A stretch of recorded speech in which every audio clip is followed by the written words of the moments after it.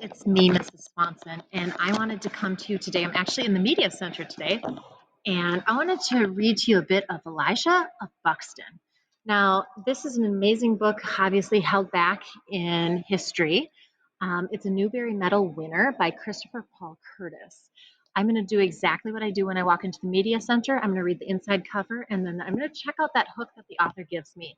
Many of you have been working on your historical fiction book club slides, and this might give us everything we need to know about that setting, how it interacts with the character, and so on. So here we go. 11-year-old Elijah is the first child born into freedom in Buxton, Canada, a settlement of runaway slaves just over the border from Detroit. He's best known in his hometown as the boy who made a memorable impression on Frederick Douglass. But things change for the former slave when he steals money from Elijah's friend, who has been saving to buy his family out of captivity in the South. Elijah embarks on a dangerous journey to America in pursuit of the thief, and he discovers firsthand the unimaginable horrors of the life that his parents fled, a life from which he'll always be free, if he can find the courage to get back home. Master storyteller Christopher Paul Curtis lends his trademark humor and vibrant narrative style to this gripping tale. Let's get started on the inside. So we already know that this is a boy who is free, and he's going to start to learn what it took for his parents to become. Chapter 1, Snakes and Ma. It was Sunday after church and all my chores were done. I was sitting on the stoop or home trying to think of what to do. It was that time of day when the birds were getting ready to be quiet and the toady frogs were starting to get louder with that chirpity sound they make most of the night.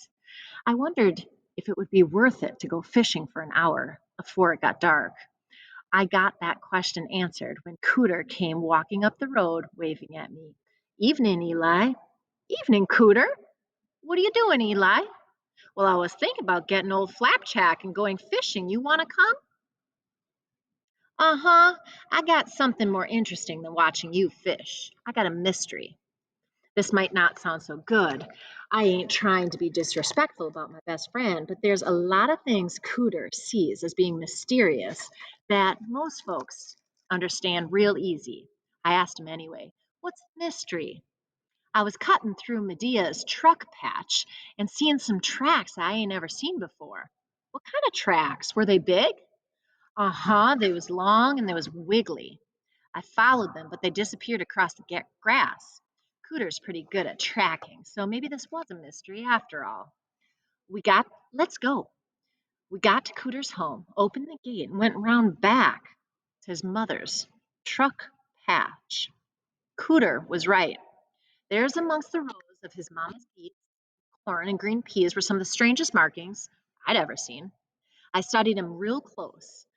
They were long and skinny, in six wiggly lines. Two of them were a good bit thicker than the rest. They started on the side of Cooter's Ma's truck's patch, went clean through her vegetables, and then disappeared down into the grass. I got on my hands and my knees to give him a real quick eye, then told Cooter, "You got me. I ain't never seen such tracks nowhere. Let's ask my pa once he comes out of the field."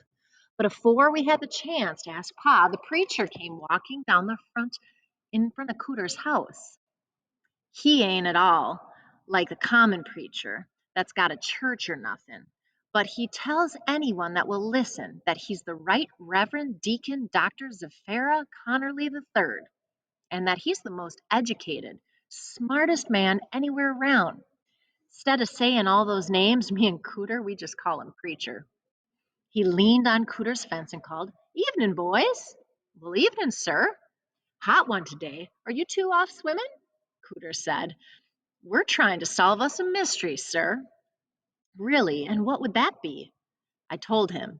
"It's some kind of animal tracks we ain't never seen before." "Sir?" "Where are they?"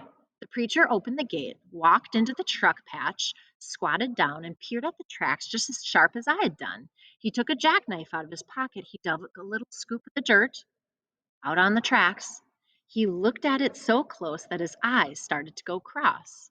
I quit breathing and my blood ran cold when all of a sudden he shouted, "Lord have mercy." The preacher stood up, looked around him, the way you would if someone screamed out, "Wolf!" And me and Cooter, we looked too. Well, who wouldn't have? I'll let you go and check this out. This is In with Mrs. Hire. You can check it out in our media center whenever you're